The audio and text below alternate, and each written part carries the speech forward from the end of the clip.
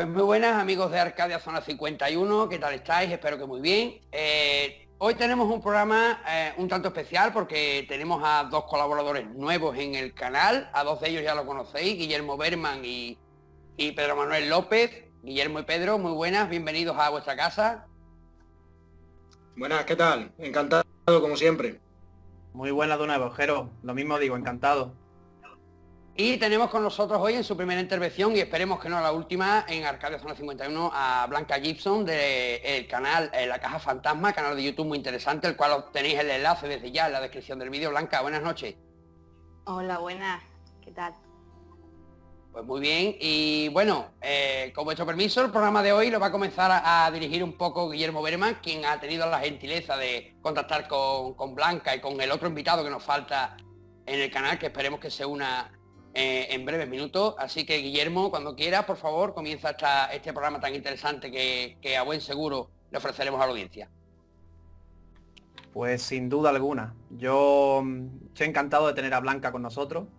Para mí es una persona que, sin conocernos personalmente, evidentemente, a través de su canal, La Caja Fantasma, se ha ido ganando mi corazón como amante del misterio. Yo creo que a muchísima gente le ha llegado el mensaje de Blanca y Ana, por supuesto, que hoy no está aquí, pero con tu permiso espero que esté en el próximo programa, así que tendrá que quedarse Blanca fuera, ¿no? O entrar las dos juntas también, según veáis. Entra las dos, no hay problema. Pero lo malo de que entren las dos es que nos vamos a quedar todo el mundo aquí sin habla. Ese es el problema de que entren las dos juntas. Bueno, no pasa nada.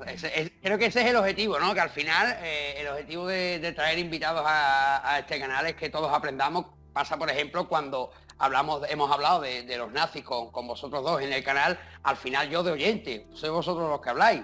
Y se trata de eso, de que la gente pues, pueda aprender cosas tan interesantes como las que ya nos contasteis, cosas incluso que no se aprenden en los libros de texto, pero que siempre está bien que la gente pues aprenda cosas nuevas. Claro.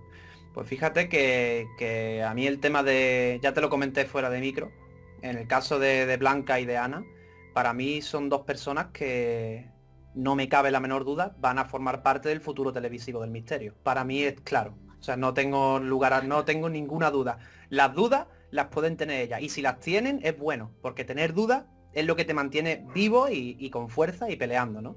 Y en este caso tengo que hacer aquí una reverencia porque el canal que tienen es espectacular. Yo soy seguidor del canal cuando tenían quizá 110, 115 suscriptores, más o menos.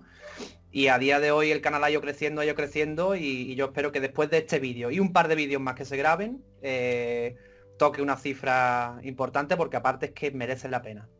Mira, Blanca y Ana, mal dicho, le echan un par de ovarios o un par de cojones a lo que hacen. Y sobre todo, innovan muchísimo. Y todo lo que van viendo y van haciendo lo van comunicando. Tanto si funciona como si no funciona, ¿no? Y hay un vídeo muy concreto que a ver si luego Blanca nos lo comenta más adelante, acerca de la Ouija. Y hay otra cosa importante que son, por ejemplo, los aparatos que se usan en las investigaciones paranormales, ¿no? Ya sea el Spirit Box o grabaciones simples de psicofonía, que también es un tema que está siempre en el aire, ¿no? ¿Es real? ¿No es real? ¿Funciona? ¿No funciona? Y bueno, con esto voy a darle paso a Pedro, que con Pedro he tenido el placer de grabar ya 2, 3 vídeos, 3 en concreto. Y es una persona a la que yo admiro muchísimo porque ante todo es sincero. Y es sincero, además de ser una enciclopedia, ¿vale? Un profe de historia que desearía tener cualquier alumno, cualquier alumna, ¿no? Porque yo, por su forma de ser, por su forma de hablar y de comunicar las cosas, me he dado cuenta que a mí me hubiese hecho falta un profesor así cuando yo tendría 8, 9, 10, 12 años, con el que se hubiese podido hablar y al que se hubiese podido preguntar sin miedo a que te castiguen. Es una cosa muy curiosa. A mí con Pedro me pasa eso. Así que si conduzco un poquito el programa va a ser por esa vía, ¿no? Pedro para mí es una enciclopedia y Blanca para mí es el futuro del misterio. Sí, además que yo cuando tuve la ocasión de comenzar a hablar con Pedro antes de Navidades, pues la verdad me quedé sorprendido con la naturalidad con la que hablaba. Después nos conocimos en persona y hicimos ese mismo día la entrevista para dar a conocer en el canal su libro. Y la verdad que después los programas de los nazis que hemos hecho, el que tenemos preparado también de de la guerra de Vietnam, que ya que estamos aquí vamos a decirlo, un tema del que se habla en muy pocas ocasiones, y estoy seguro de que con Pedro aprenderemos muchísimo, al igual que yo he aprendido. Mira que llevo un montón de años estudiando sobre los nazis y la Segunda Guerra Mundial, pero con vosotros dos, de verdad, es que he aprendido cosas que yo no me podía ni imaginar que eso hubiera pasado así. Y el canal de Blanca, pues en cuanto tú me pasaste el enlace, inmediatamente vi todos los vídeos y me quedé sorprendido con la capacidad y siendo tan jóvenes, que es una cosa que es muy, muy sorprendente, siendo tan jóvenes, la naturalidad con la que cuentan las cosas y lo que hacen, que es muy difícil, como tú has dicho. Así que vamos a meternos, si nos importa un poquito en materia, Pedro, y Guillermo y Blanca, vamos a comenzar a hablar de temas paranormales, ¿verdad, Guillermo? Así es, Jero. Y para empezar, me gustaría a mí que Blanca nos contase un poco, porque voy a ser breve. Yo, por ejemplo, a la hora de realizar mis tareas, ¿no? A lo que me dedico a hacer en los vídeos, que está basado sobre todo en la cábala, y la cábala es mucha numerología, implica evidentemente tener que sacar textos de la Biblia y desentrañarlos en base a los números, ¿no? A mí me gusta siempre guiarme un poco por ese lado científico, es decir, si yo tengo una correlatividad entre la ciencia actual y lo que está encriptado en ese texto, lo doy por válido y continúo. Ahora, Blanca, por ejemplo, ¿tú cómo te planteas realizar una investigación en un sitio? O sea, ¿por qué en ese sitio? ¿Cuándo empiezas a hacerlo y qué te llevas a ese sitio? O sea, ¿en base a qué te ciñe? ¿A alguien que te cuenta una historia acerca de un lugar? No. Yo primero me hago 1000 preguntas. A ver, yo no suelo ir tampoco a sitios en concreto a investigar. Me gusta más dejar un poco la puerta abierta, ¿no? Si por ejemplo, porque realmente no sabemos tampoco si en un sitio, no sé, un sitio abandonado, por ejemplo, que ahora se lleva mucho eso de ir a un sitio que está en ruinas, no sé qué, el otro, con la Spirit Box, el detector electromagnético. Yo lo pongo en duda siempre, todo. Y tampoco nadie nos dice que ese sitio va a pasar algo. Entonces a mí me gusta ir sin nada, sin base, y ya después yo sacar ahí una conclusión. Pues fíjate que eso es precisamente lo que se percibe en vuestros vídeos. De ir a un sitio prácticamente sin una base firme, digamos una base firme de quizás gente que ha estado allí previamente y ha dicho, pues aquí he grabado yo 20 psicofonías. Hombre, imagino que habrá lugares también a los que vais en ese aspecto, pero siempre vais con esa crítica por delante, ¿no? Es decir, lo que yo me encuentre me lo encontraré y si no hay nada, pues no hay nada, ¿no? Fíjate que Pedro, por ejemplo, en su libro nos habla de las creencias populares, de las leyendas y los mitos de Extremadura, ¿vale? Y yo creo que ahí se puede entrelazar, ¿vale? El hecho de tú coger un libro, leer un libro, al igual que yo leo un texto en la Biblia y yo lo relaciono con un suceso actual y ahí me dedico yo a indagar, tú podrías coger un libro como el de Pedro y decir, oye, pues hay un mito en tal pueblo en Extremadura o cerca de donde tú vivas en Madrid, y voy a guiarme por este libro, voy a ver si realmente eso es verdad. Dicen que hay una casa en tal sitio y si este autor del libro me está asegurando de que ahí hay mucha gente que habla de sucesos paranormales, ahí voy. ¿Tú te has planteado hacerlo alguna vez así o lo has hecho alguna vez así? Sí, claro. Además es una cosa que tenemos planeado hacerlo tal cual. Además es como, no sé, muchas leyendas que a mí me interesa, que ya sería internacional, ¿no? Yo que sé, La Llorona, por ejemplo, que me encanta a mí. Entonces eso, ir a ese tipo de sitios, entrevistar a la gente y después nosotros con aparatos y todo eso, ver a ver si podemos captar eso que esa gente dice que ve o que escucha. Y sería también otra, por supuesto. Si la cosa a mí lo que más me gusta es probar y probar y probar, pero no solo centrarme en una cosa y hacerlo de un método, sino ir probando muchísimo. Tú has hecho, por ejemplo, tú sabes que los tiempos de la Ouija se dieron sobre todo en los 90, desde principios hasta finales de los 90 se hizo muy popular. Tú el tema del vídeo, por ejemplo, que tenéis de la Ouija, ¿eso es algo que habéis hecho ahora sí por primera vez tal cual o lleváis ya quizás desde hace varios años practicando? ¿Ha sido algo o ha sido algo puntual? No fue puntual, pues igual, para probar otro método, dijimos, bueno, la Ouija está ahí, ¿por qué no vamos a probarla? Y fue la primera vez que la hicimos.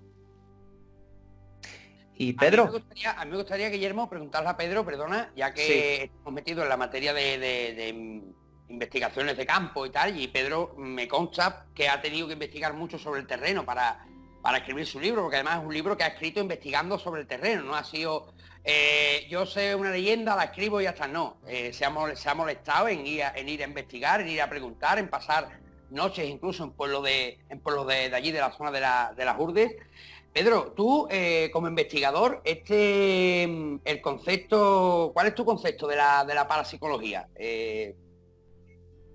Bueno, a ver, yo voy a fastidiar un poquito el programa. Siempre, siempre soy yo, siempre me gusta pensar, vamos a ver, no estoy en contra no estoy en contra de la parapsicología, por supuesto que no.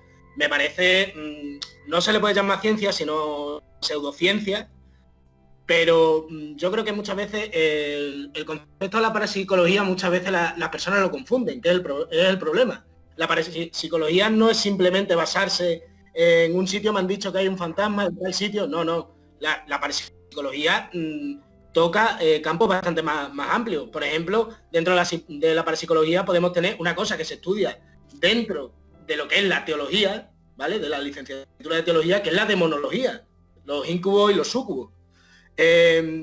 Yo particularmente, la parapsicología siempre es un tema que me ha interesado bastante, aunque os parezca mentira. Siempre he tenido esa parte racional, me gusta buscar la parte racional de las cosas, pero obviamente lo que hacen muchos investigadores como esta chica es buscar esa parte irracional que muchas veces no podemos explicar.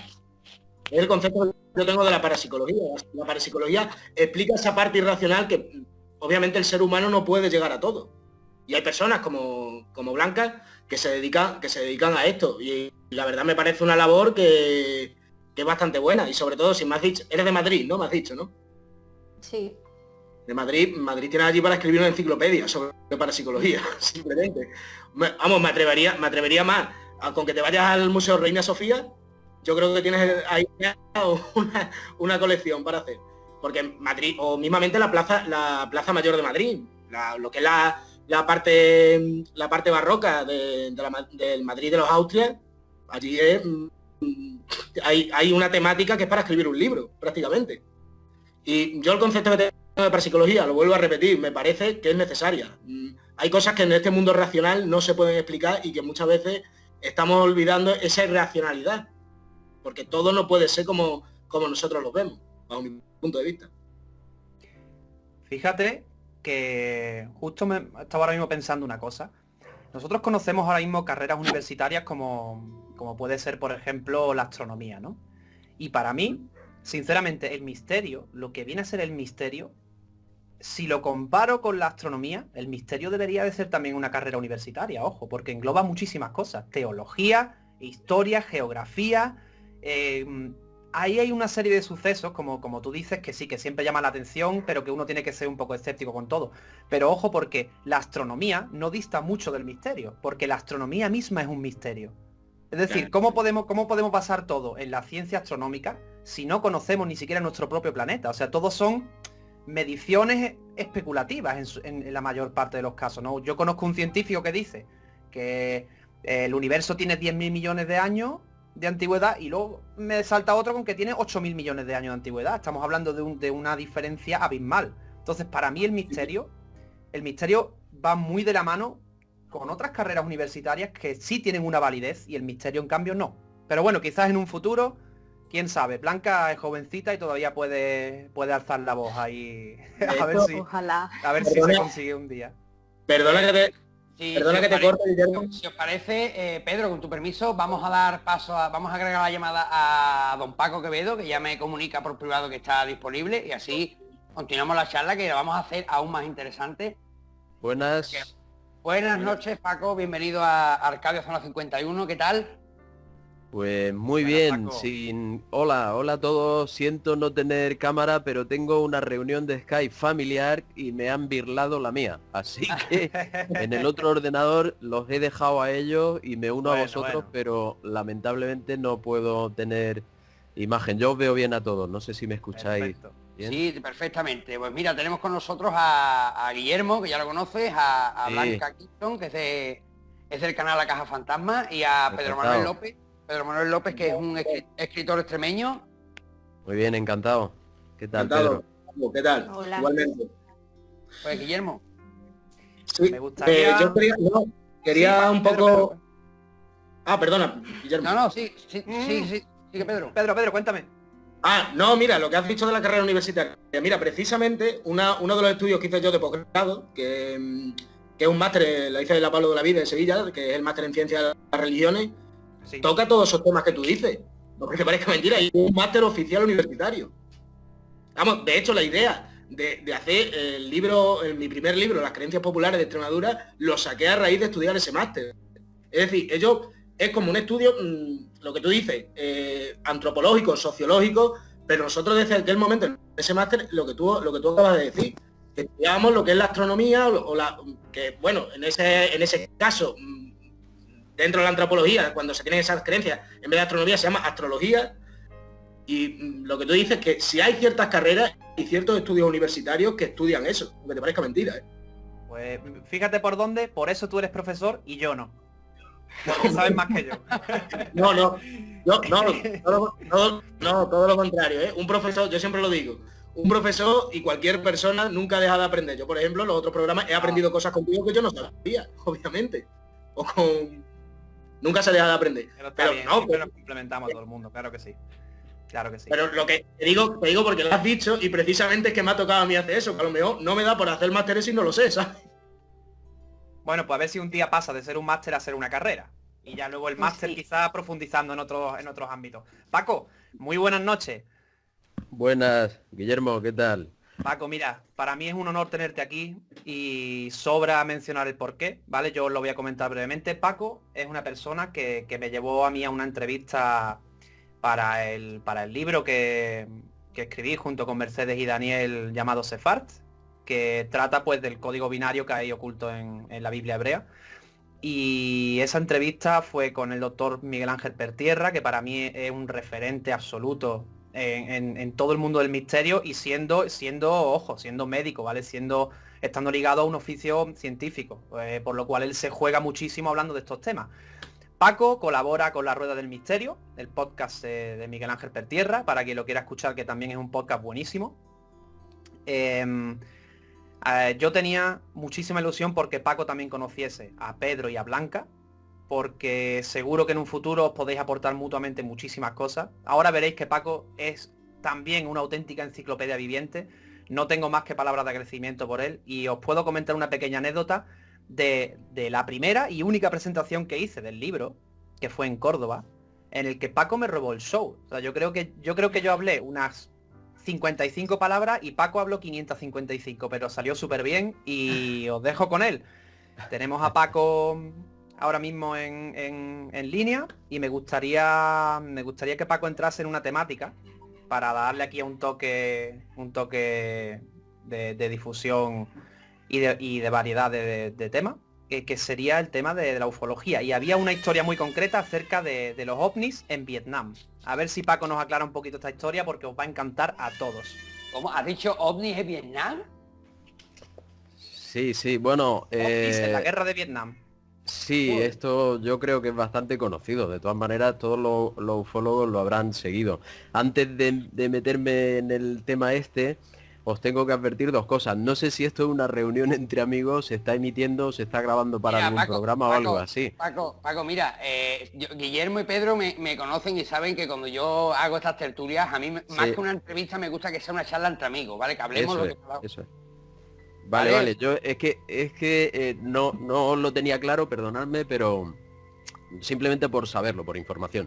Y luego, Guillermo, gracias a ti, hombre. Yo encantado de llevar vuestro trabajo Sefart a donde haga falta, porque me parece, desde el principio ya te lo dije, me parece extraordinario. Lo que habéis descubierto es algo que dará la vuelta al mundo. Tardará más, tardará menos, pero tiene que ser así porque eso está ahí. Habrá que explicar por qué aparecen estas imágenes y, como he dicho siempre, no sé si se tratará de un maquiavélico juego de las matemáticas, la cábala, el idioma hebreo, A mí me sorprende mucho cuando me cuentas que la palabra que se utiliza, por ejemplo, para la mano, tiene determinado número de letras que equivalen a un número concreto que coincide con el número de falanges.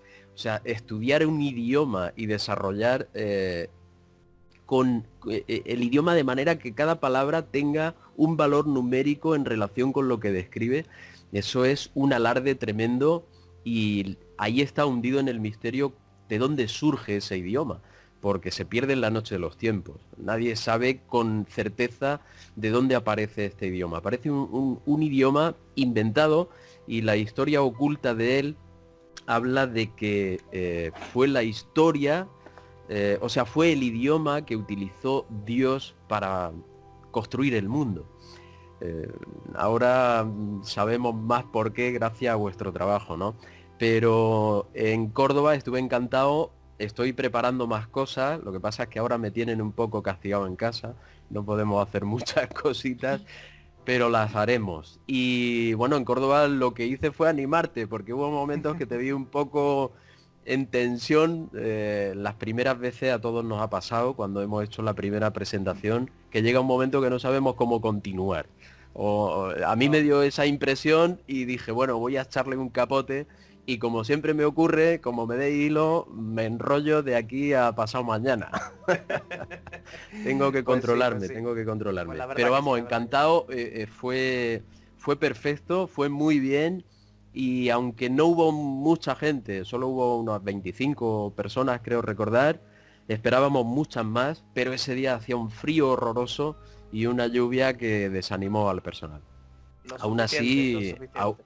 aún así fue muy bien y, bueno, el tema es interesantísimo. Hay que seguir moviéndolo y que se esparza por ahí. En eso seguimos. Pues, Sí, sí. pues anótate Blanca, que no tienes que salir de España, ¿eh? Córdoba sí que es una ciudad llena de misterios también, ¿eh? Y Ujú. aparte de preciosa, vamos.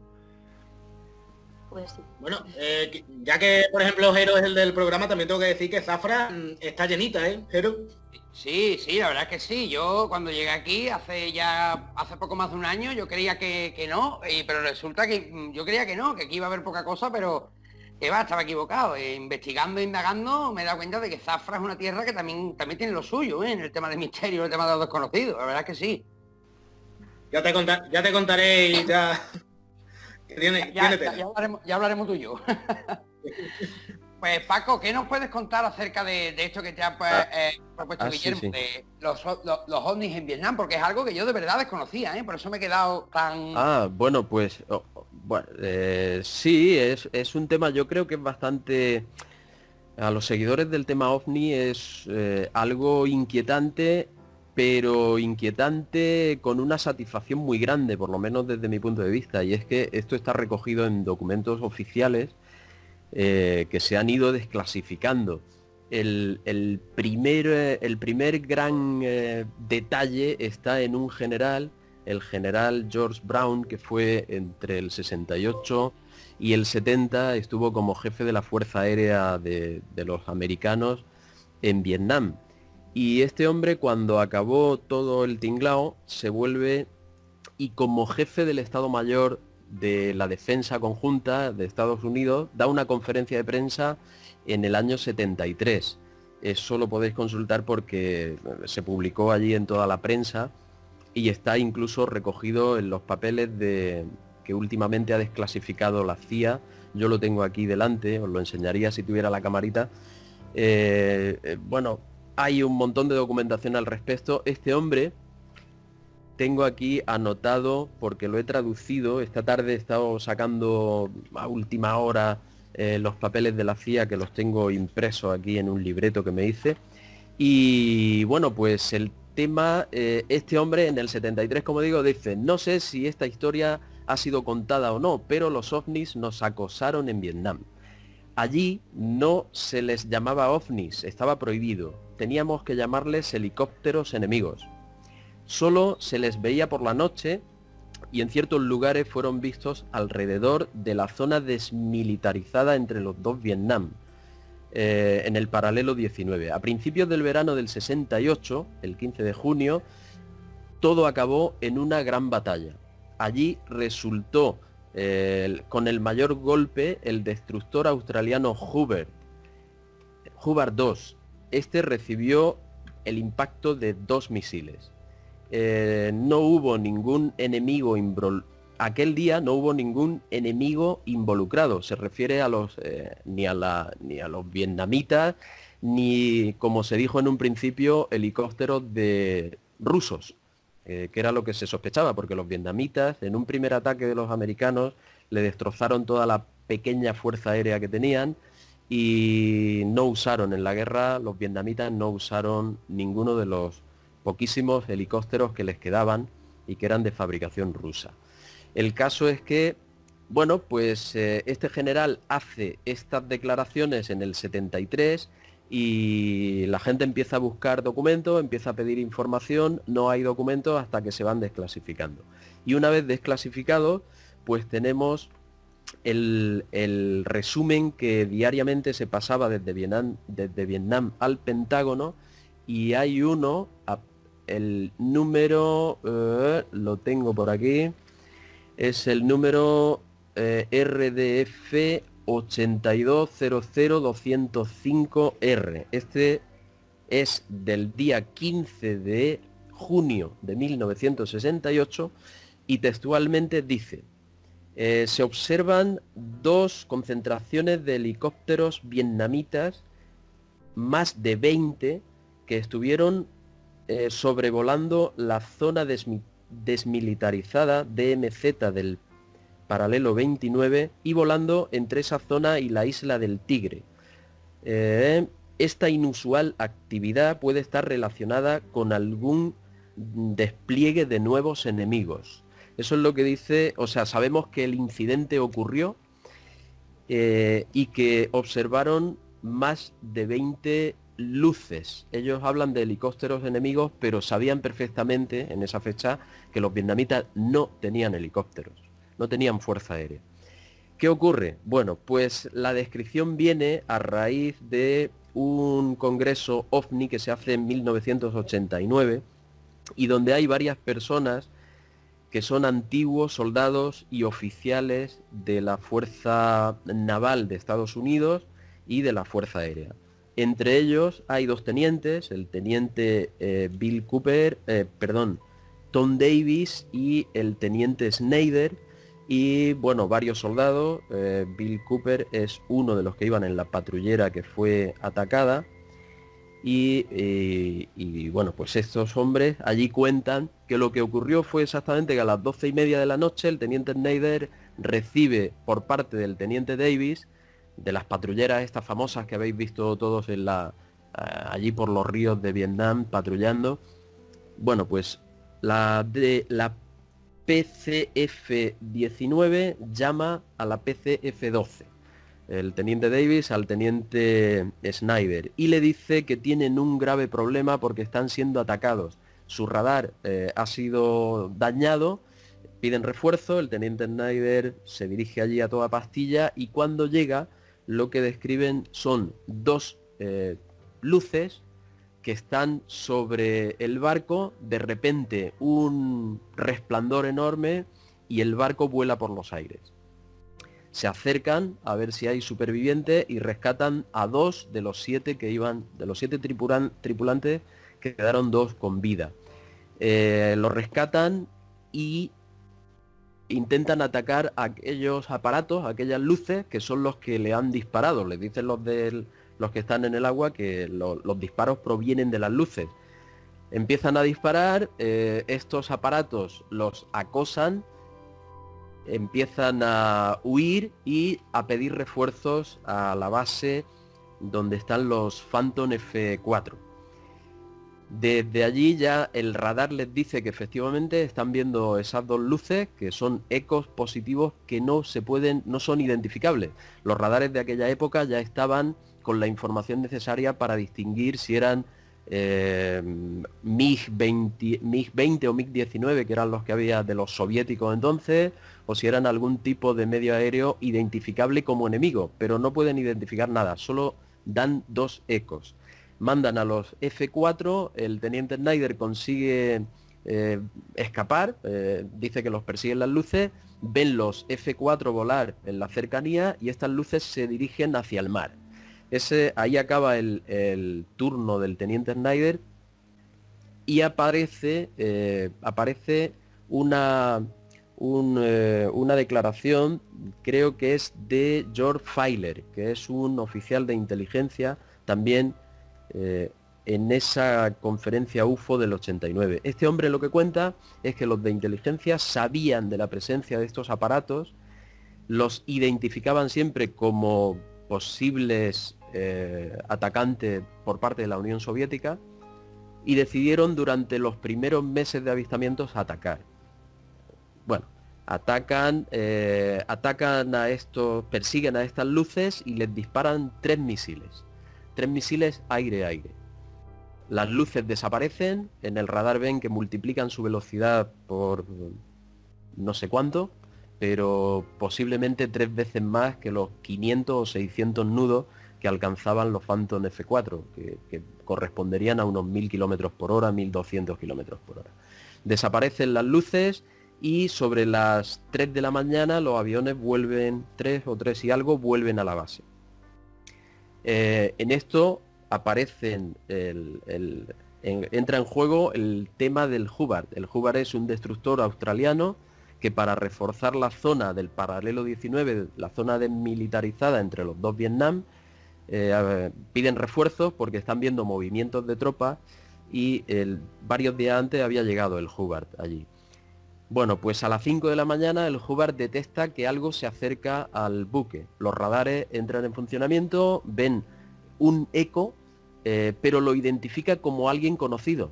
Lleva una firma electrónica que es conocida por el radar y se refieren a que, bueno, pues son amigos, no son enemigos. Las torretas no actúa el barco y en el segundo siguiente reciben el impacto de un misil en el lado de estribor, que es la derecha, penetra el casco, revienta dentro y mata a un marinero. Hiere creo que a 4 más.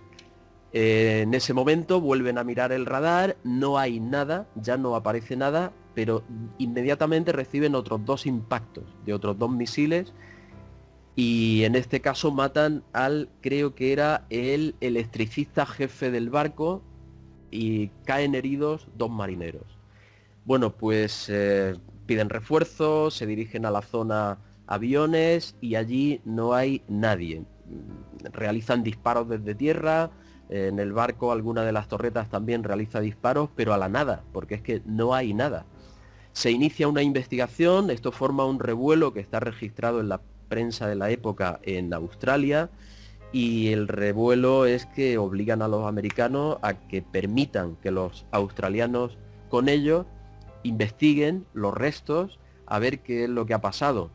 Se dice desde tierra hay una batería antiaérea en la zona donde el primer barco recibió el disparo que fuese y lo hizo estallar, que dice que a una de las luces, que en principio eran 3, la han abatido y se dirigen allí a buscar los restos del helicóptero, al río en el que fue en el que ocurrió el primer incidente.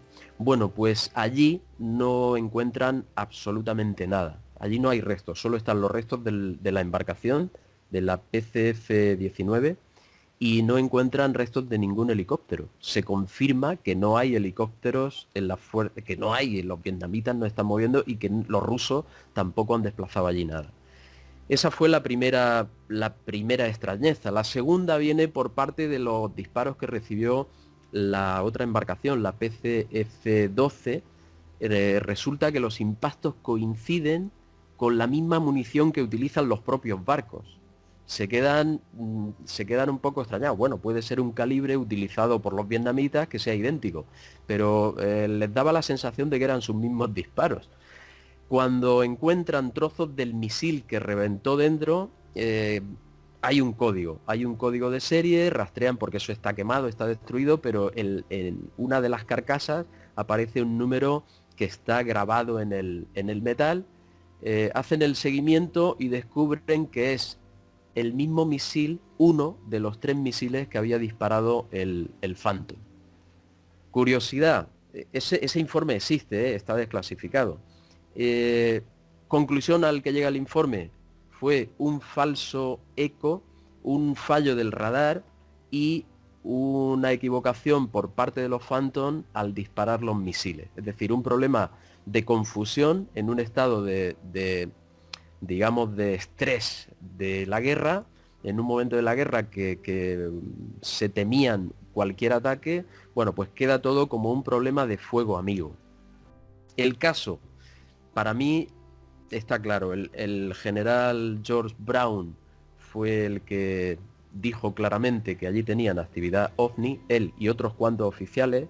George Filler, fue capitán de inteligencia en Vietnam, también dice abiertamente, concedió muchas entrevistas. Os digo que George Filler es el fundador de lo que conocéis como MUFON, la Mutual para la investigación de toda la documentación oficial relacionada con el tema OVNI, que sean casos reconocidos oficialmente. Bueno, pues George Filler dice que estaban hartos durante toda la guerra de ver OVNIs que obligaron a los soldados y a las tropas a llamarle helicópteros enemigos, pero que sabían que no eran de aquí, que era otra tecnología. Intentaron al principio derribar alguno de estos aparatos, primero porque creían que efectivamente eran enemigos, los soviéticos. Ellos siempre pensaron en la Unión Soviética. No consiguieron abatir ninguno, y cuando estos aparatos se hartaron de recibir fuego de esta gente, lo que hicieron de alguna forma, deben tener tecnología para devolver esas propias balas. ¿Cómo lo hacen? No tenemos ni idea, pero en este caso se verificaría que fue una llamada de atención para decir: no continuéis, nosotros observamos, y no continuéis atacándonos porque os dañaréis vosotros, ¿no? Sería como dispararnos a nosotros, es como dispararos a vosotros mismos. Sería la conclusión mía personal, aunque yo iría un poco más lejos. No les gusta la guerra, y allí tomaron partido por los más débiles. Es la primera y única vez que se conozca que han entrado en un combate no con disparos propios, sino con los mismos de las tropas que les disparaban a ellos. Hay este incidente y otro al norte de Vietnam, en la frontera con China. Allí hubo también una incursión donde un OVNI paralizó creo que era una compañía estadounidense que intentaba traspasar la frontera hacia una posición china en una montaña, y hubo un rayo que los iluminó, y los soldados, no lo tengo aquí presente y no os puedo dar más detalles, estoy tirando de memoria. Resulta que los soldados llegaron a verse sus propios huesos, como si estuviesen siendo iluminados por rayos X. Después de este incidente vomitaron, tuvieron que ser ingresados durante 15 o 20 días porque estuvieron bastante mal, todos los soldados que estuvieron expuestos a esa radiación, y esa operación de traspasar esa frontera quedó abortada. Con este incidente y a partir de entonces se dice, reconoce el general George Brown, que dieron la orden de que a esas luces no se les atacara nunca más. De hecho, el ejército de Estados Unidos, la consigna desde entonces es pasar de ellos.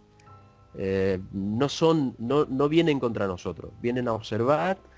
Y bueno, pues este es el suceso que en su día documenté. Lamento no poderos dar más detalles, pero como te digo, estoy tirando de memoria y de una traducción que he hecho esta misma tarde de este documento de la CIA que me bajé en su momento. No sé si conocíais estos dos incidentes. Bueno, no te creas, me gustaría tener una más guay, pero solo tengo esta, sí. El tema el que os he dicho, la montaña esa creo que se llama incidente de Pleico, con K de kilo. No sé si es así, creo que estoy en lo cierto. Paco, yo tengo algunas preguntas. Después de la historia tan interesante que nos has contado, yo la verdad es que esa parte de la guerra de Vietnam la desconocía totalmente. Yo tengo un par de preguntas sobre el tema, si no es molestia. No, hombre, por favor, dime. Bueno, como bien sabemos, ¿no? Estados Unidos al fin y al cabo pierde esa guerra de Vietnam, ¿no? Y bueno, los soldados estadounidenses que fueron allí no fueron vistos como héroes, ni mucho menos. Fueron como, por así decirlo, lo que tenemos que ver en las películas, como unos apestados de la sociedad americana en aquel momento. Es decir, fueron como la gran potencia, como un bloque comunista de aquel momento de la Guerra Fría, como un país aparentemente bastante más débil militarmente, en estrategia, económicamente, derrota a Estados Unidos y lo ningunea. Y más un bloque comunista en aquel momento. Eso fue como un jarro de agua fría para el capitalismo en aquel momento. Bueno, aparte de eso, sabemos todos los problemas psicológicos, ¿no?, que trajeron esas personas de Vietnam, ¿no? Todos los soldados voluntarios que fueron allí hacia Vietnam. Muchos lo justifican, sobre todo, obviamente, una guerra. Da igual la guerra que sea, todas las personas vuelven con una serie de problemas psiquiátricos, psicológicos, como se le quiera mencionar. Pero muchos los achacaban, sobre todo, a una droga que estaba empezando a surgir allí en Vietnam, como era la heroína, ¿vale? Se le achacaban muchas veces esos problemas psicológicos, que esos soldados habían abusado de ese tipo de drogas. Y ahora mi pregunta es, perdón que me extienda, ¿crees que muchos de los problemas psicológicos que trajeron esos soldados americanos cuando ya volvieron a su tierra tienen que verse con ese tipo de fenómenos que nos has comentado? Pues pudiera tener que ver con cosas inexplicables que vieron, pero no tanto como lo que... Primero hay que tener en cuenta que los chavales que iban allí no eran gente curtida, ni mucho menos. Era gente de 18, 19 años. O sea, eran niños. La mayoría de ellos eran niños. Imagínate que un chaval de 18, 19 años lo meten en un sitio donde la gente muere de verdad, donde ven todos los días cómo alguien con un machete te puede rajar el cuello. O sea, eso es un impacto psicológico brutal y esto por una parte. Estar sometido a una guerra aquí en el ordenador y tal, pues puede verse de una manera muy chula, pero cuando uno está allí y está sometido a que en cualquier momento puedes perder la vida, el trauma psicológico desde luego que se queda, y hubo mucha gente que ese trauma lo arrastró durante el resto de su vida, se convirtieron en alcohólicos. Ahí tenemos la película del mismo Rambo, que está basada en historias reales de veteranos del Vietnam, gente que se le va la cabeza y hace barbaridades o se tira al monte y se pone a vivir como un ermitaño y se olvida de esta sociedad.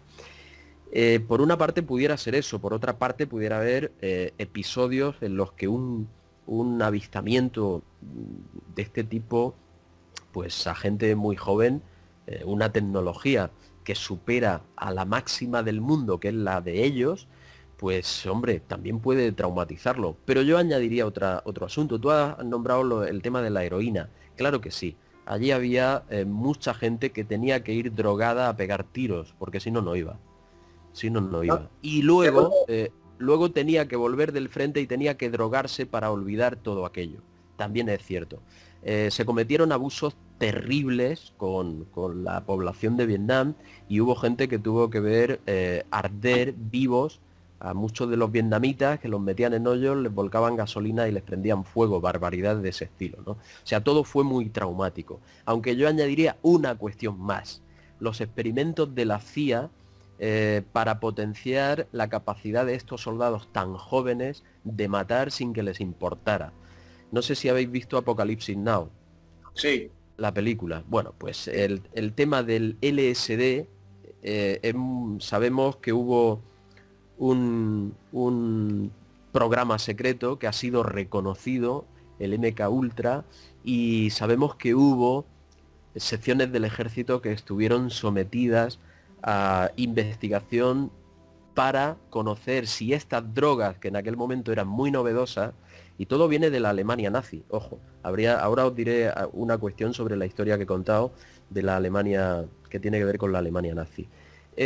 Hubo muchas drogas de experimentación allí con las tropas para que pudiesen pegar tiros, no sentir dolor, ni hambre, ni frío, y aguantasen mejor como soldados invadiendo para ganar aquella guerra. Aquella guerra ha sido una guerra de las, como decíais, la extraña guerra que perdió el máximo imperio del mundo. ¿Cómo es posible con un sitio como Vietnam y con un ejército como el que tenía Vietnam, que no era nada?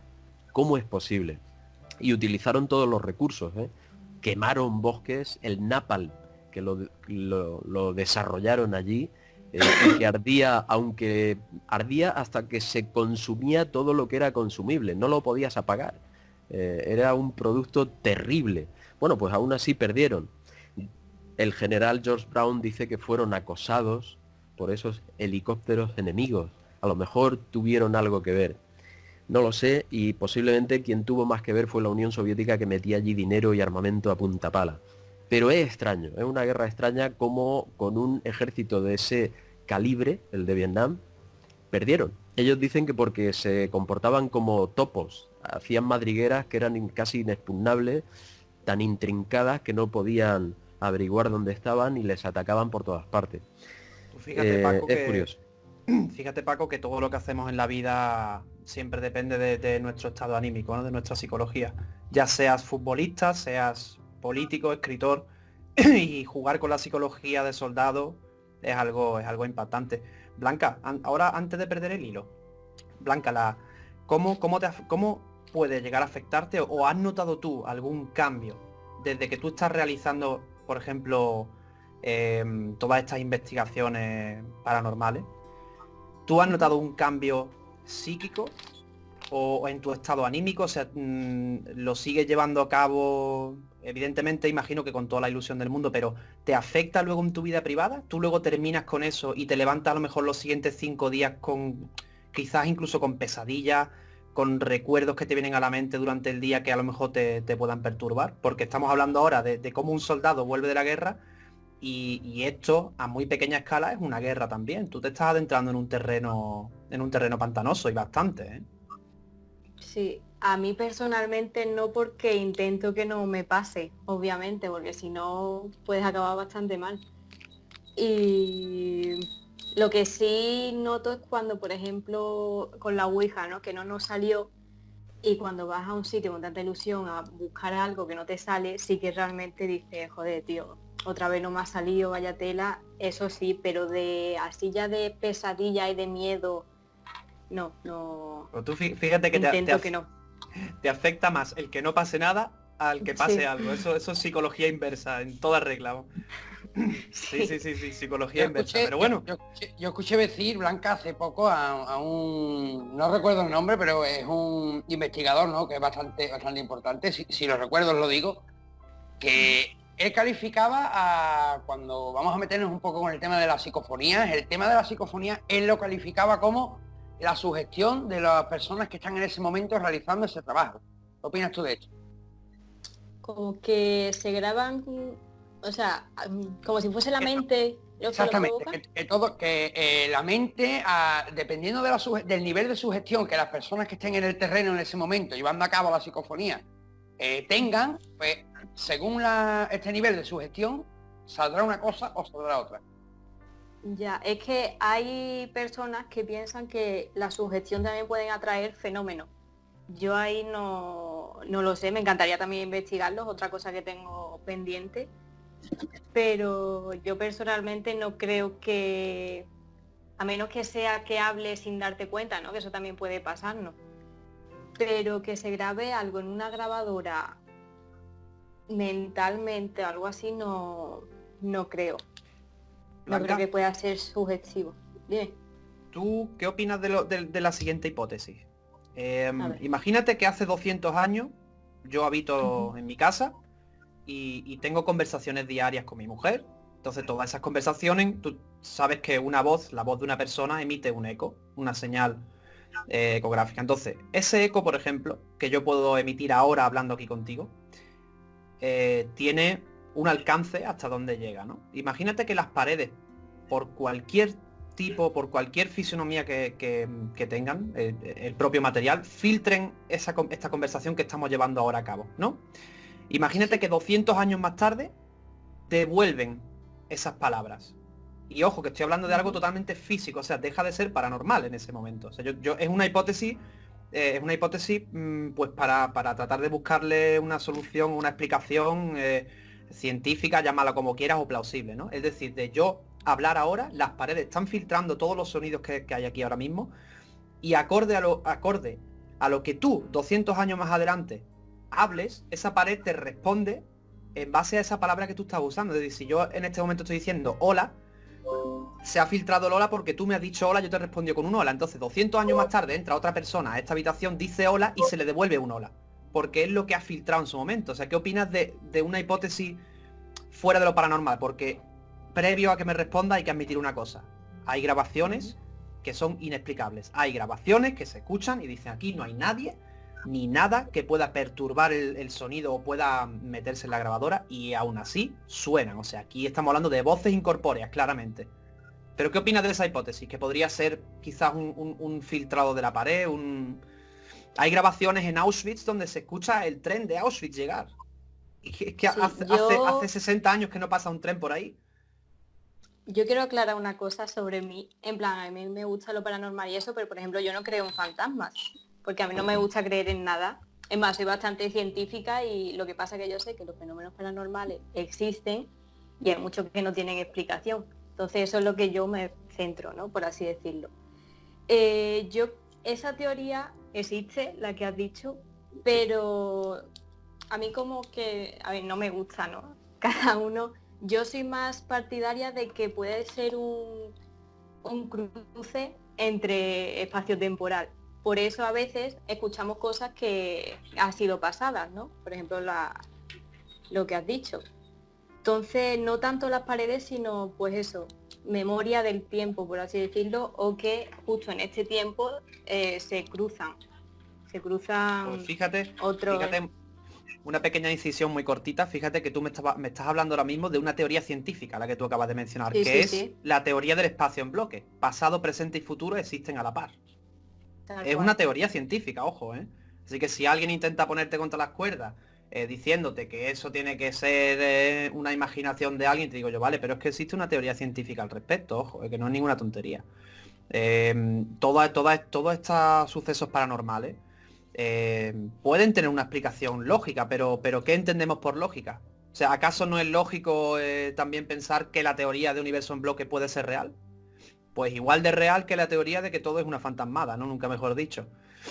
Y lo que yo sí te comenté al principio, ¿vale? No sé si Paco también está un poco al tanto, pero primero te pregunto a ti, con respecto a cierta indumentaria que se usan en las investigaciones, ¿no? Como el Spirit Box, porque yo he visto varios vídeos en las que se usan y evidentemente hay voces para mí, hay voces que parecen, mírala, hay voces que parecen de camionero, ¿vale? Como si estuviese hablando uno con otro diciéndole, venga, que voy para allá, sí, venga, párate en la siguiente gasolinera.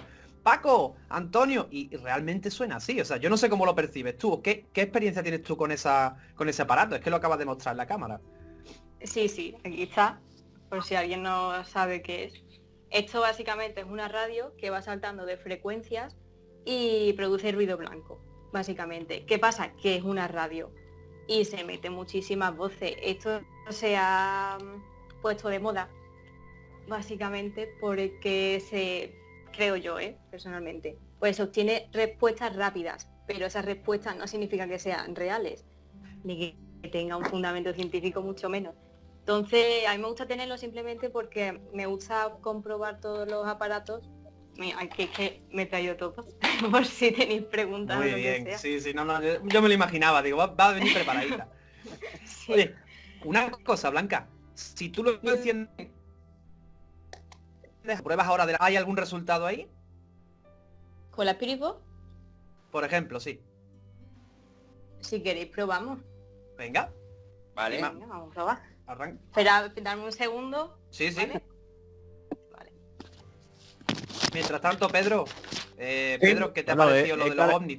O sea, en general, ¿qué opinas de los ovnis? Porque Paco está ahí y dice, aquí se han quedado con la historia todo el mundo rayado. Yo me he quedado, yo cuando lo escuché... Rayado, No, sino- yo- Bueno, simplemente- hay simplemente- historias Yo, mira, más... me ha recordado de hecho a una cosa que pasó, Jero a lo mejor no lo sabe porque lleva poco tiempo en Extremadura, pero aquí en 1976, en un pueblo que está en la de Badajoz, que se llama Talavera la Real, pasó un caso parecido, en una base militar.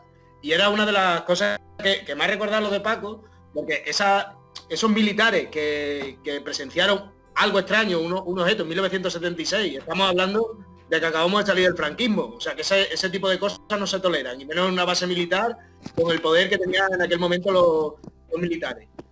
De hecho, hasta, hombre, investigadores del misterio de renombre aquí en España, como es Iker Jiménez, escribió un libro sobre esa historia aquí en Talavera, que se llama La Noche del Miedo, de cómo esos soldados acabaron prácticamente en un psiquiátrico, después de lo que vieron en 1976.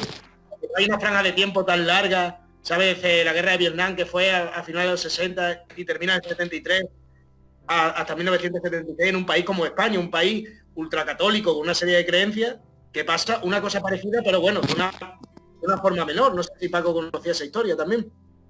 Sí, de Talavera la Real, bueno, es que la ha referido pues prácticamente todo el que se ha acercado al fenómeno OVNI. Creo que incluso Iker en Cuarto Milenio hizo un programa en Sí, la sí. que llevó, porque como dices, claro, él escribió el libro y hablaba del soldado, creo recordar que era el soldado Trejo, no me acuerdo si era De hecho, lo Trejo conocí, perdona que te o corte, algo Paco, así. a ese hombre lo conocí yo en persona, cuando tenía 15 Sí. años.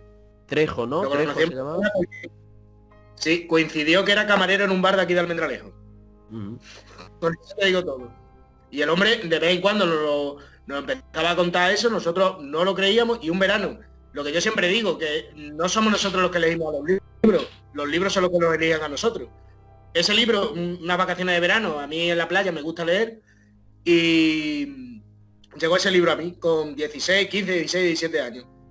Y vi la foto de ese hombre y digo, coño, ¿sabes? Que no era tan raro lo que estaba contando este hombre, que nosotros lo teníamos, mis amigos y yo de aquel entonces lo teníamos como batallitas que nos contaba el hombre. Sí, a mí lo que me recordó el ser que vieron estos dos soldados que creo que iban con un perro, ¿no? Sí, con varios pastores alemanes.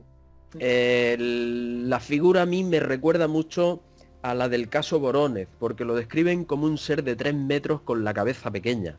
No sé por qué, a mí cada vez que lo han contado me recordaba al caso Vorónezh, que era los chavales que vieron en el parque, tuvieron el encuentro con el OVNI y el ser que descendió de él, pues hablaban de eso, de un ser como de 2,5 metros o 3, muy corpulento, con un traje brillante que además la cabeza era muy pequeña en relación al cuerpo. Y bueno, pero sí que es un caso de los más extraños, ¿no? Pero es que la casuística OVNI está llena de cosas similares. Es muy interesante, sí. Yo la siguiente pregunta me la gustaría hacérsela a Blanca, sí, a ver si Sí, se conecta. yo quisiera, mientras Blanca termina de preparar la Spirit Box, hacerle a Paco la pregunta que hemos hecho al principio, pero llevarla un poquito más allá. Hemos preguntado al principio, Paco, cómo veían nuestros invitados el tema de la parapsicología, y Pedro decía muy acertadamente que está considerada una pseudociencia, no está considerada una ciencia en sí. Pero ¿tú crees que es posible que parapsicología y ciencia en algún momento puedan ir de la mano? Pues deberían. Yo creo que en el futuro se tomará más en serio, porque bueno, ahora mismo está muy desacreditada porque siempre hay sinvergüenzas. Entonces, como esto genera mucha atracción a un ser vivo con una capacidad superior de una civilización ajena a la nuestra, o un fallecido, pero eso se determina con el tiempo y por el tipo de mensaje y lo que te dice. En resumen, hay muchos sinvergüenzas, está muy desprestigiado el tema de toda la parapsicología y todos lo paracientífico, podríamos decir también. Sin embargo, tenemos una ventaja: no tener el corsé científico.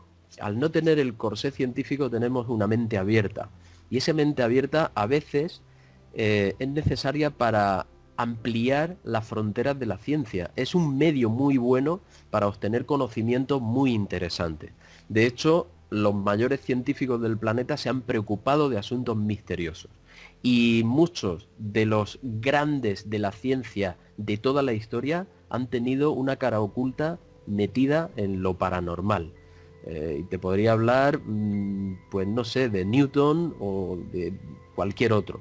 Muchos de ellos han obtenido inspiración incluso de una parte oscura que no han sabido explicar, o no digo oscura en el mal sentido, sino una parte oculta y misteriosa que les... Mira Tesla, por ejemplo, ¿no? El gran inventor, un señor que tiene más de 1000 patentes, que consiguió desarrollar en menos de 10 años. O sea, estamos hablando de 100 patentes al año. Hubo una época de su vida en la que prácticamente tenía que desarrollar 10 o 12 patentes mensuales porque no le daba tiempo, ¿no? Entonces, imagínate, y este señor hablaba abiertamente de que todo lo que él había diseñado no había sido solo él. Él había viajado por inducción de alguien a otro lugar en el que ya veía todos estos aparatos funcionando. Es decir, entraba en una especie de trance y veía cosas que funcionaban. De hecho, por ejemplo, cuando electrificó, construyó la central eléctrica en las cataratas del Niágara, no estuvo presente porque dice que no lo necesitaba. Sabía perfectamente que nada iba a fallar. Ya lo había visto funcionando. Los generadores hidroeléctricos de las cataratas siguen hoy día allí funcionando. Este tío era un genio. Y es por decirte alguno. En el futuro creo que la ciencia se dará la mano pues con estas cosas y las investigará un poco más con apertura de mente. Porque hay una realidad detrás. Con los fantasmas, con el más allá, hay una realidad innegable. Con los ovnis, hay una realidad innegable. Lo que ocurre es que la ciencia lo ve muy ajeno y entra con prejuicios. Y entra con una serie de cortapisas y analiza con una superficialidad extrema y solo ve a estos sinvergüenzas de los que te hablo. A partir de ahí se aleja de un tema que puede quemarles. Yo te quiero preguntar, Paco, bueno, Blanca, ¿lo tienes ya preparado? Sí. Vale, Yo mira, quiero hacer dos eso a la intervención de Paco, simplemente. Que se me olvidó decírsela antes también a Guillermo. De hecho, en algunas universidades británicas ya hay un departamento de parapsicología. En universidades prestigiosas como son Oxford y Cambridge, ¿eh? Hay departamentos dentro de la universidad de parapsicología. Lo que pasa es que también tenemos que comprender que el fenómeno fantasmal prácticamente está dentro de la cultura popular británica. Y Sí. lo que has dicho sobre los estafadores, pues fíjate, hace creo que un año prácticamente, a todos nos sonará seguramente el caso Vallecas, el que se ha basado en una película, no me acuerdo ahora mismo el director, Verónica. Paco Plaza. Paco Plaza, eso, perdón, no me salía. Paco Plaza fue el primer caso, de hecho, de la historia de España que se calificó como expediente X. Dentro, hubo intervención de la Policía Nacional, del distrito de Vallecas, pero fijaos lo que has dicho tú de los estafadores, Paco. Se ha demostrado hace un par de años que todo fue mentira, que fue una invención de la madre. Correcto.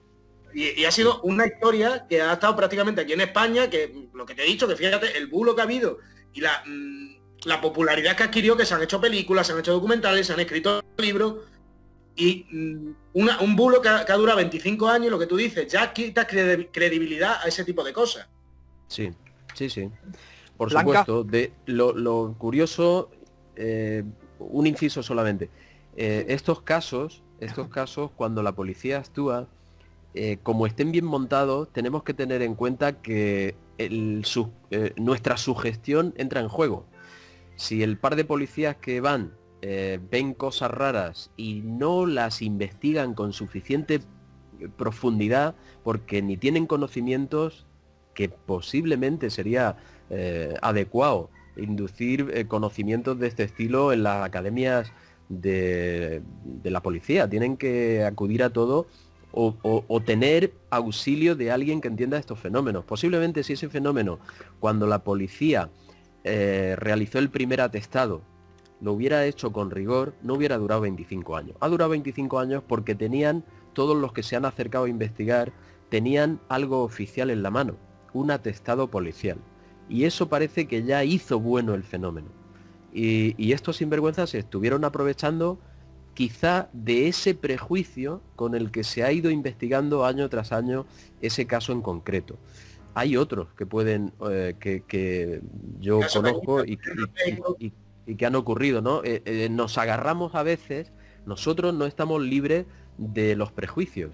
A veces, de manera inconsciente, damos veracidad a algo, pues por algo así, ¿no? Porque tenemos en la mano un atestado policial. Demonios, si ha investigado la policía, pues esto ya tiene una veracidad y como yo creo en este tema, le voy a añadir veracidad.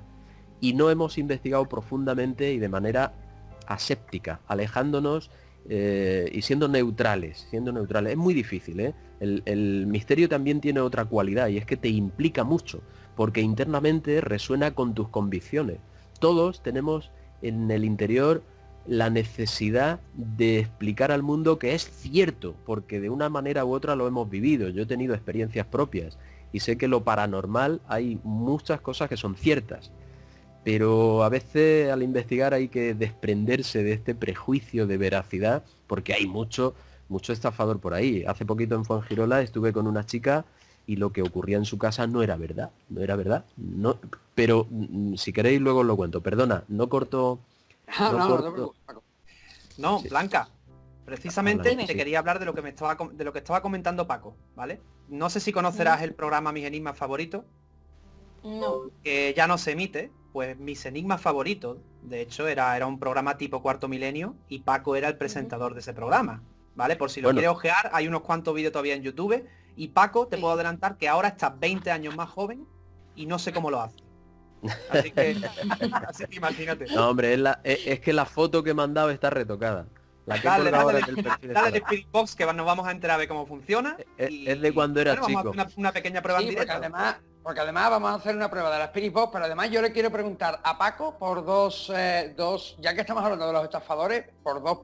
Uno es una persona y otro es un evento que últimamente se está hablando mucho de esta supuesta estafa, pero bueno, vamos a la prueba que Blanca nos va a hacer de la Spirit Box, que también está dando que Mira. hablar en las redes sociales, por cierto. Si queréis pongo aquí también, ya que estamos haciendo una investigación en mi casa. Vale, Como vale. también, por si acaso, el Muy bien, detector, muy bien. ¿vale? Aquí tengo el detector electromagnético, lo que pasa que en mi casa pues no funciona porque, mira, hay demasiado... sí, es imposible. ¿Vale? Entonces, esto también hay que tenerlo en cuenta porque muchas veces, yo no quiero criticar a nadie, pero ves a muchos grupos, ¿no? Y ves que están investigando al lado de una torre de alta tensión o lo que sea, y dice, mira, me ha dado positivo. Y a ver, hay que tener un poco de criterio a la hora de utilizar estos aparatos. Vamos, tanto este como todos. Pero funcionar funciona, Eh. o sea, es decir, el medidor de campo electromagnético sí que es algo veraz, o sea, eso sí funciona. Sí, sí, sí. Y sí que es algo vamos, que lo usan los electricistas incluso, ya como tú has dicho, en las Claro. torres de alta tensión se nota. Eso. Pero hay que tener en cuenta el sitio en el que lo utiliza. Bueno, he puesto ya... Vale. Funciona todo.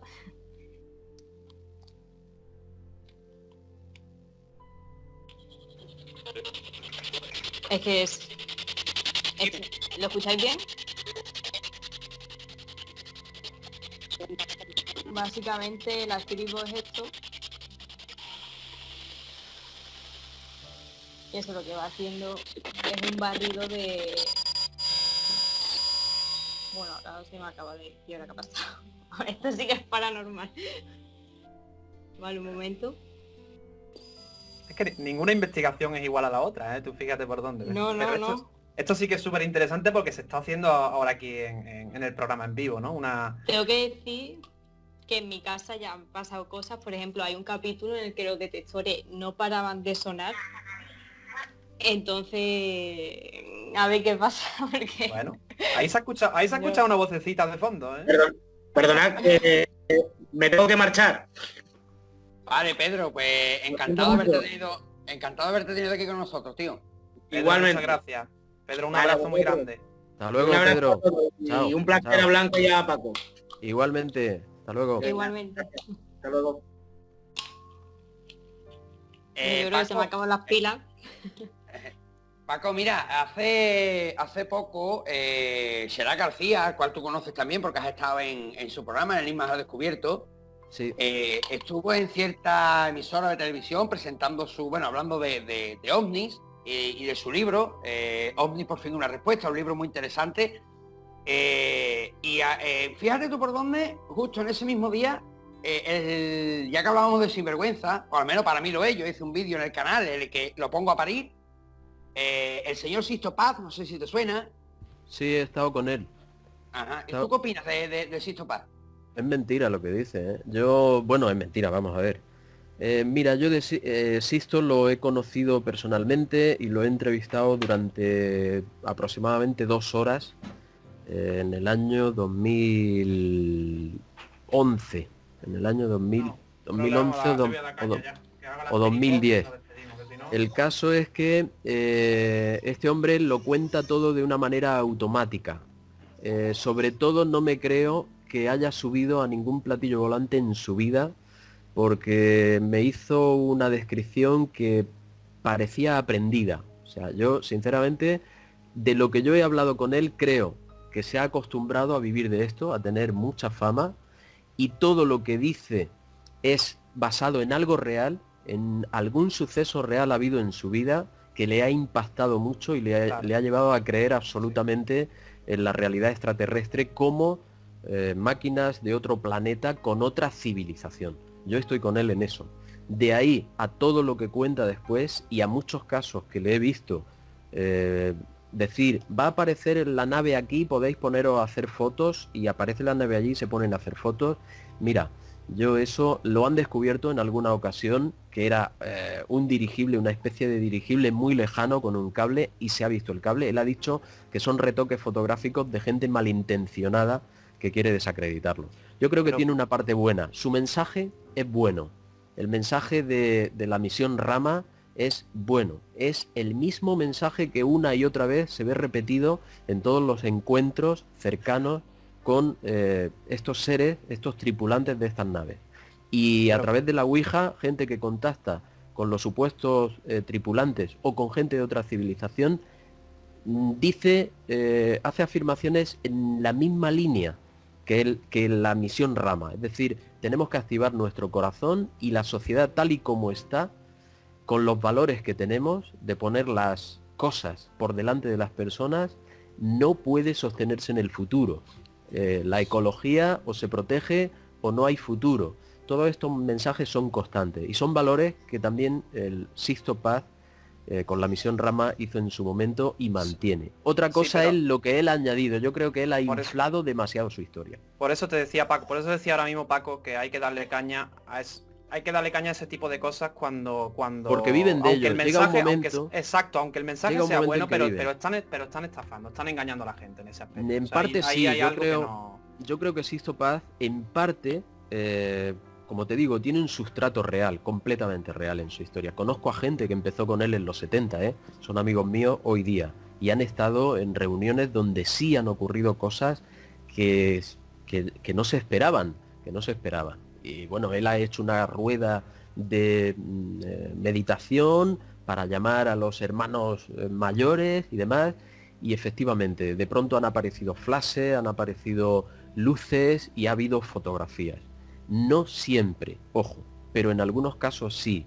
Conozco a gente que ha estado con él. Yo lo he entrevistado y para mí él ha inflado su historia y le ha añadido el hecho de viajar con ellos, subir a una nave, conocer a fulano, porque me decía los nombres uno detrás de otro como una máquina así, todo aprendido. O sea, es que te da la plena sensación.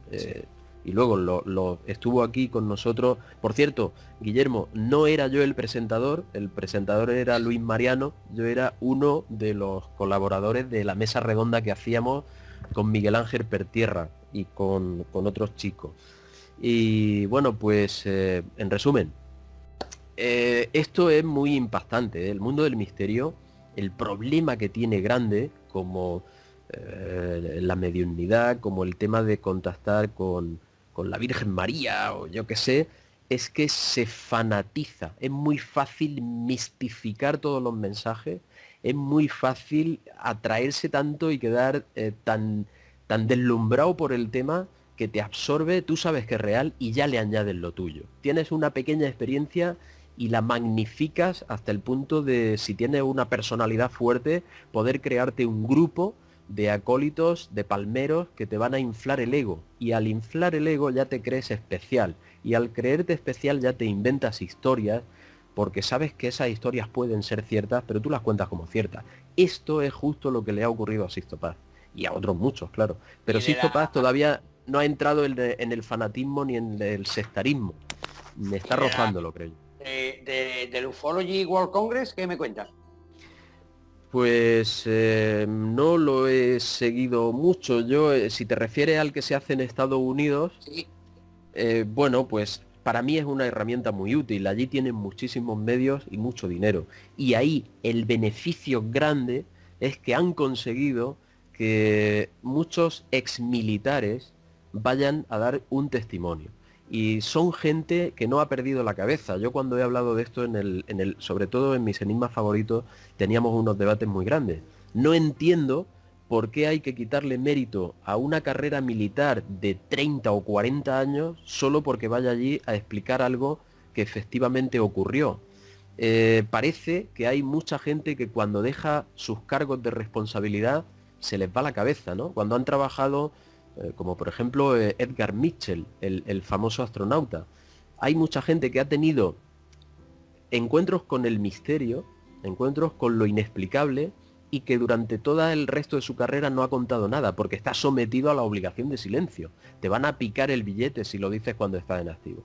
Y justo es retirarse y pierden la cabeza. Según la ciencia, lo que le ocurre es que al retirarse se les va la cabeza y cuentan cosas, mentiras, para ganarse no sé qué y escribir un libro y desvariar un poco. Pero le ocurre a demasiada gente para que esto sea correcto. Lo bueno es que esta gente cuando se retira siguen teniendo una carrera y una vida muy estable, una conciencia y una claridad de ideas como siempre la han tenido, pero cuentan su realidad. Y te digo uno que vais a conocer también y que ha sido de los más relevantes. Fife Symington fue gobernador del estado de Arizona. Este hombre fue testigo directo de un avistamiento. Bueno, pues cuando era gobernador ocurrió este avistamiento de las luces de Fénix. Está muy documentado, es un caso extraordinario porque fueron miles los testigos. Este hombre, en un primer momento, la sociedad le demandó. Allí en Estados Unidos la demanda social es muy potente, tienen una serie de derechos a libertad de información que aquí no existen, pero allí la gente se lo toma en serio. Es como los sajones, los anglosajones, con el tema de la mediumnidad y el contacto con el más allá. Lo tienen incluso en una universidad, lo paranormal, ¿no? Son muy dados a esto y lo dicen públicamente sin tapujos. Bueno, pues cuando él era gobernador ocurrió el caso de las luces de Fénix, y para quitarse de encima la presión popular formalizó una rueda de prensa, y en esta rueda de prensa salió muy serio y dijo que ya tenían al responsable del avistamiento de Fénix. Ya sabían quién era. En este momento sus ayudantes con dos uniformados de la oficina del sheriff, dos policías, sacaron a un señor con una careta, una cabeza enorme verde de alien. Lo sacaron allí a la rueda de prensa, todo el mundo se partió de risa y dijo: aquí tenéis al responsable. Era una pantomima para acabar de una vez, ridiculizar el tema. Lo consiguió, mediáticamente murieron las luces de Fénix y el personal dejó de preguntar, no vaya a ser que le dijeran loco. Bien, retirado del cargo, Fife Symington ha concedido entrevistas porque se sentía muy mal con lo que hizo. Se sentía en la necesidad de contar la verdad. Y la verdad fue que cuando él conoció el hecho, que lo llamó la oficina del sheriff, diciendo que había miles de llamadas en urgencia, en emergencia, advirtiendo de las luces en tal sitio, se cogió el coche inmediatamente y se dirigió a los alrededores de donde había ocurrido el hecho. Se bajó del coche porque vio las luces. Él era piloto, él fue piloto militar, y dice, describe lo que vio como una V gigantesca de casi 1 kilómetro, medio kilómetro de lado, con unos focos impresionantemente grandes que no dañaban los ojos, pero iluminaban muchísimo, con muchísima intensidad. No hacía ruido, pasó por encima de él y desde ese momento confirmó para sí mismo que no estamos solos y que hay una tecnología que supera todo lo conocido. Eso lo dijo después, y dijo que lo hacía porque ridiculizó algo que él sabe desde aquel momento que era real. Pero cuando estaba en activo, si él no ridiculiza el hecho, acaba siendo él el ridiculizado. Fíjate qué curioso fue lo que dijo y qué acertado. Cuando estás en un estamento oficial, pones en tela de juicio tu equilibrio mental, metiéndote en temas paranormales para afirmarlo o en temas de avistamiento ovni. Y esto fue lo que hizo Fire Samington. Como él, hay un montón, desde luego. Pues sí. sí. Familia, Bueno. lamentablemente nos estamos quedando sin tiempo, aunque es un placer y un gusto estar aquí con vosotros, sobre todo con Pedro, con Paco y con Blanca, con invitados así, da gusto, la verdad, y por supuesto con Guillermo Berman. Paco, muchísimas gracias, tío, por haber querido estar con nosotros. Pues gracias, ha sido muy poquito. Yo quería a Blanca haberle hecho un par de preguntas sobre el tema Ouija, Arranca. que ella practica, Arranca. pero a lo mejor se hace largo. Arranca. ¿Tú qué crees que hay ahí detrás? Porque has practicado, por lo que oigo, has practicado o practicas la mediunidad o la Ouija o simplemente lo estudias. Bueno, yo solo la he practicado 2 veces, ¿eh? Ah, vale. Una no me salió y la otra ya sí que no salió. Y qué hay detrás yo no lo sé. Eso ya iremos investigando poco a poco. Vale, Pero entonces bueno, pensaba yo pues, que tenías tú algún grupo de contacto o algo así, pero es solamente que te dedicas a estudiar más este fenómeno de fantasmas y mediunidad y Ouija a lo mejor, ¿no? sí, todo lo que viene siendo alrededor de los fantasmas Ajá, de vale. paranormal. Bueno, pues estupendo. Yo sí he hecho muchísima Ouija durante años, sigo haciendo. Tengo un grupito por ahí que me invitan asiduamente.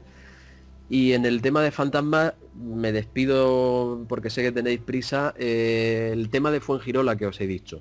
Allí escribí un artículo para Año Cero que titulé Arcontes o sombras de la mente, entre interrogaciones, ¿no? Porque esta señora, a la que me invitó a su casa, ella veía sombras, había hecho fotos y en las fotos aparecen luces que son extrañísimas. Y bueno, su hijo incluso me afirmaba que él lo había visto. Él había visto una sombra acercarse a su habitación. Bueno, pues os puedo decir, mi conclusión después de 2 meses yendo allí es que esta señora tenía un problema que se me ha repetido en muchos casos que he estudiado. Una situación económica complicada, un niño a su cargo, una situación matrimonial absolutamente negativa, se había separado y había tenido una vida matrimonial malísima. Esta tensión, este estrés genera en la persona la capacidad de buscar una válvula de escape. Y a veces esta válvula de escape puede ser 2 cosas, o que conecte con alguna historia o con algún plano de alguna vibración que genera este tipo de sombras, que pueden ser proyecciones negativas del más allá, en ese más allá yo pienso que no hay nada negativo, pero bueno, puede ser que estas frecuencias esta gente del más allá intente ayudar a esta persona y esta persona por su situación de estrés acabe interpretando esto de manera negativa y proyectándolo como una sombra. En resumen, ella me hablaba de que eran arcontes. Yo no tenía mucho oído sobre los arcontes, pero los arcontes, por lo visto, en esto de lo paranormal, hay gente que los entiende como seres, una especie de gárgolas que vienen a chupar la energía de los vivos y que necesitan a los vivos para obtener su energía y continuar viviendo ellos. Una cosa extrañísima. Ella pensaba que era eso y que, bueno, pues habían visto que estaban débiles y estas sombras las estaban rodeando para nutrirse de ellos. Sin embargo, era ella la que provocaba el fenómeno. Fue convencerla, llevé allí a Sol Blanco Soler, por ejemplo, llevé a Celeste, que es una super medium de aquí de Málaga, y había una mezcla.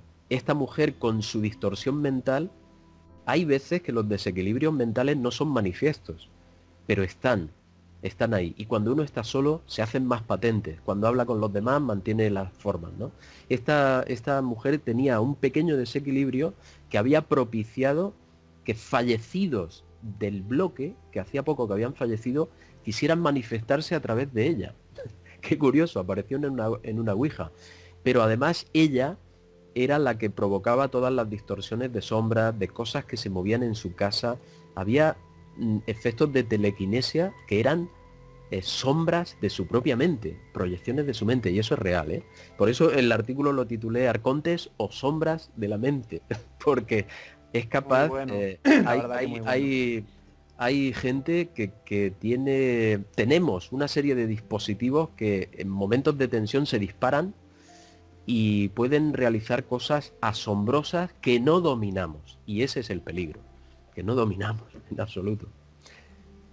Pues curioso, interesante el caso que nos cuenta Pedro, ¿no? La verdad que es una cosa que yo, por ejemplo, nunca lo había pensado así, y bien visto, pues mira, pues ahora muchas veces, muchos casos que nos cuentan, pues la verdad que cobran un sentido, la verdad que sí. Pues Paco y Blanca, un placer haberos tenido con nosotros en Arcadia Zona 51. Esta es vuestra casa desde ya y espero que no sea la última vez que colaboréis con nosotros. Blanca, Muchas gracias. queda pendiente para la próxima un Spirit Box con pilas, ¿eh? Así que ponte la Sí, pilas. Totalmente. Mándale Guillermo, un beso también a Ana. Vale. Guillermo, tío, un placer haberte tenido aquí como siempre. Igualmente, como siempre.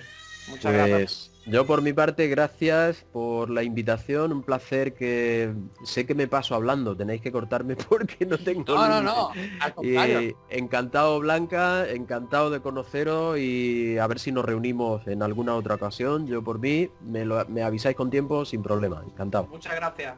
Igualmente. Muchísimas Adiós. gracias por los invitados. Un abrazo. Y un abrazo Chao. enorme a la audiencia de Arcadia Zona 51.